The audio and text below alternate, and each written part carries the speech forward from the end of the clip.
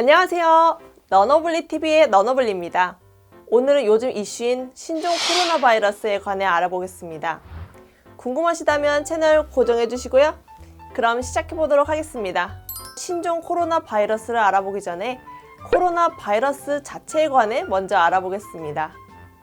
이 코로나 바이러스는 감기 바이러스인데요. 코로나 바이러스로 인한 호흡기 감염은 주로 겨울철에 발생하지만 가을이나 봄에도 종종 발생합니다.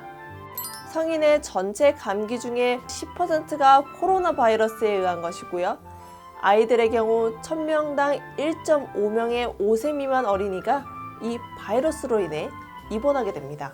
또한 노인 환자분들의 경우 만성 기관지염이 악화되거나 폐렴의 주요 원인이라는 증거가 발견되고 있습니다.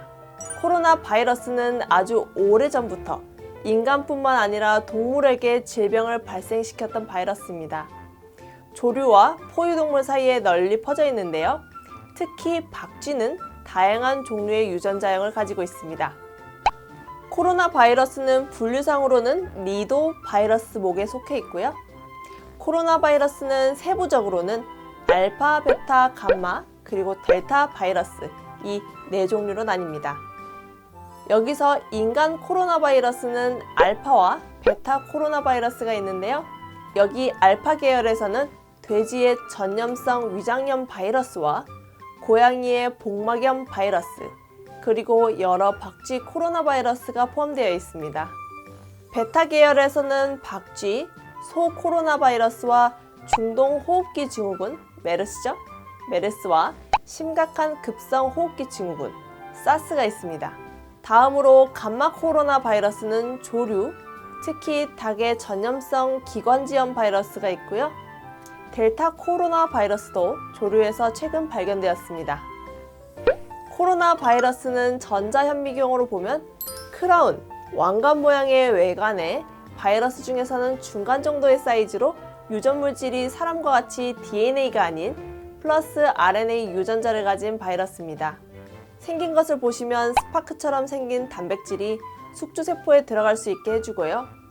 여기서 M 단백질은 바이러스가 다시 조립되는데 중요한 역할을 합니다. N 단백질은 유전 정보를 만드는 데 기여하고 있고요. 다음으로는 코로나 바이러스가 어떻게 전파되는지에 관해 설명드리도록 하겠습니다. 코로나 바이러스는 감염된 환자의 분비물이나 에어로졸 방울, 즉 비말에 직접 접촉하여 퍼지게 됩니다. 한번 감염된 이후에는 항체가 생성되어 면역이 생기지만 시간이 지날수록 그 면역력을 소실하게 되고 바이러스도 변이를 일으켜서 재감염이 될 수 있습니다. 이제 우리가 알고 싶었던 신종 코로나 바이러스에 대해 알아볼까요? 2019년 말 중국 후베이성의 우한시에서 폐렴이 발생했습니다. 이후 역학조사를 하여 나온 바이러스가 지금의 신종 코로나 바이러스인데요. 이 신종 코로나 바이러스는 외국에서는 2019 nCoV, 2019 노벨 코로나 바이러스로 불리고 있습니다. 현재는 중국과 미국, 유럽, 아시아 등 세계적으로 전파되고 있는 추세입니다. 이 신종 코로나 바이러스는 메르스보다는 사스와 더 밀접한 관련이 있는 베타 코로나 바이러스입니다.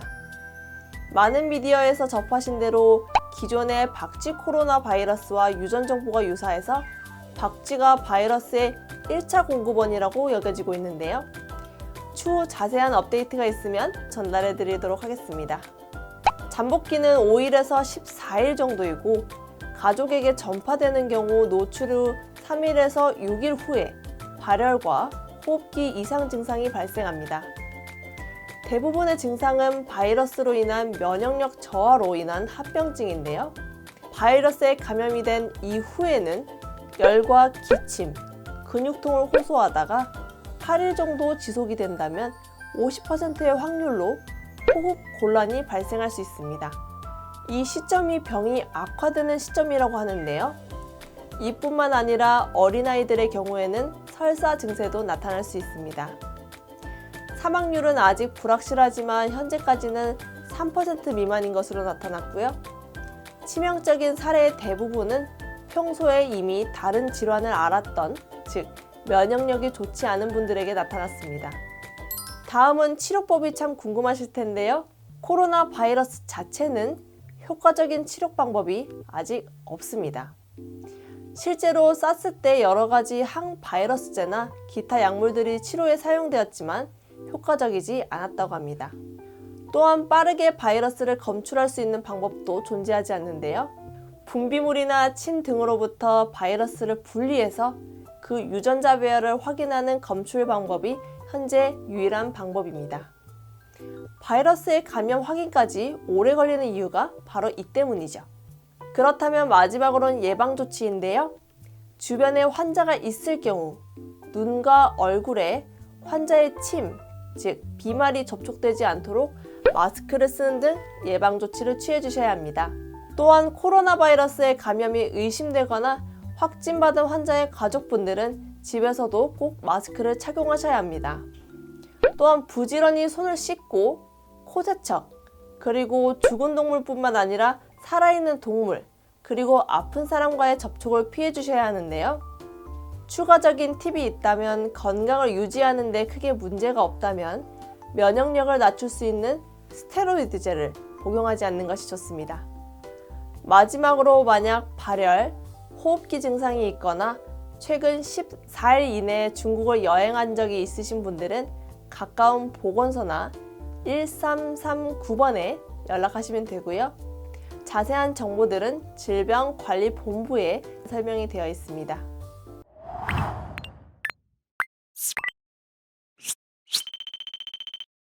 오늘 준비한 내용은 여기까지입니다.